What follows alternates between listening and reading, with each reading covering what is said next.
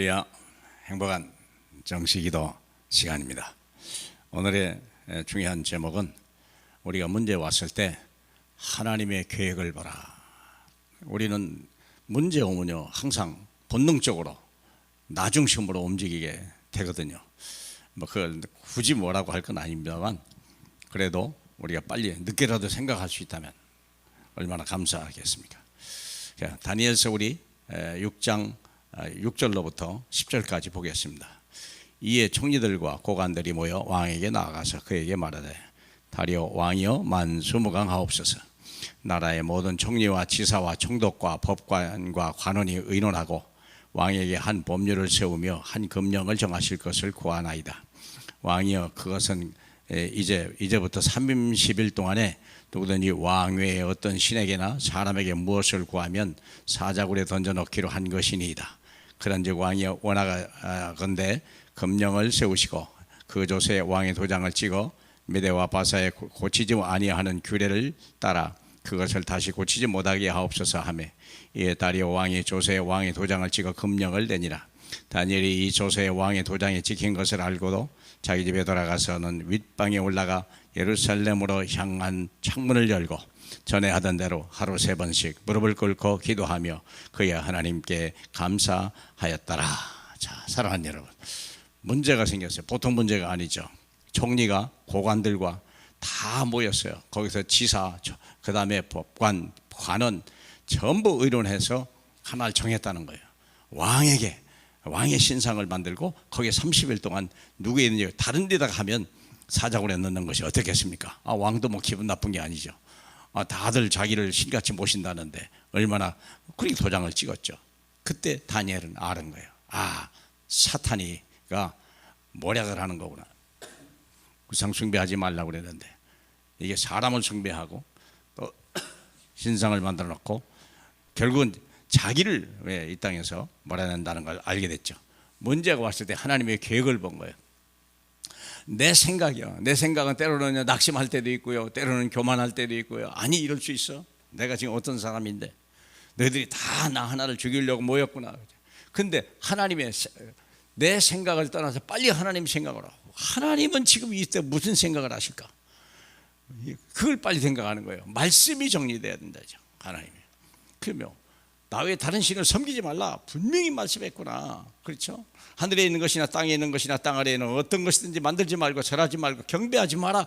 그랬구나. 말씀이 정리돼야 되죠. 그러면 비록 내가 죽는 한이 있어도 그건 하면 안 되는 거구나. 저들이 멸망길을 가는 거라죠. 그래서 나의 소원이 내가 지금 당장 소원일 거 아니야. 이걸 위기를 지나야 될 거 아니겠습니까? 당연한 얘기죠. 육신적 욕심이 아니라 누가 뭐라고 해서 죽음을 당하게 생기는데. 근데 하나님의 뜻을 정해 다시 기도 제목을 정한 거예요. 기도 제목 정한 게 오늘 거기에 나오는 거죠.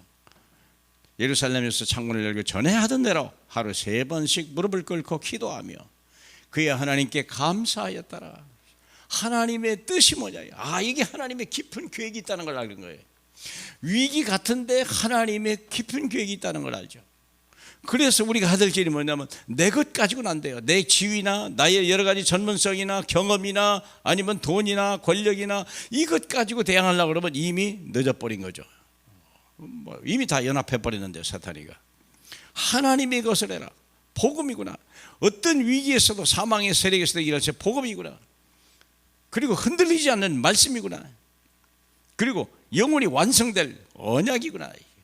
세계 복음을 할 수 있는 하나님의 언약은 별명이 없다. 그게 내가 말씀이 딱 정리되고 기도 제목이 딱 정리돼 버리면 인생 끝난 거예요.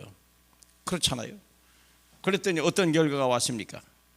이때 20절에 다니엘이 든 굴에 가까이 이르러 슬피 소리질러 다니엘에게 묻되 살아계신 하나님의 종 다니엘아 내가 항상 섬기는 내 하나님이 사자들에게서 능히 너를 구원하셨느냐 이러죠.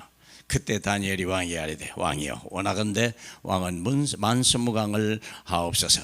나의 하나님이 이미 그의 천사를 보내어 사자들을 입을 뻥하셨으므로 사자들이 나를 상해하지 못하였사오니 이는 나의 무죄함이 그 앞에 명백하며오며 왕이여 나는 왕에게도 해를 끼치지 아니하였나이다. 왕에게 절대 그대로 순종했거든요.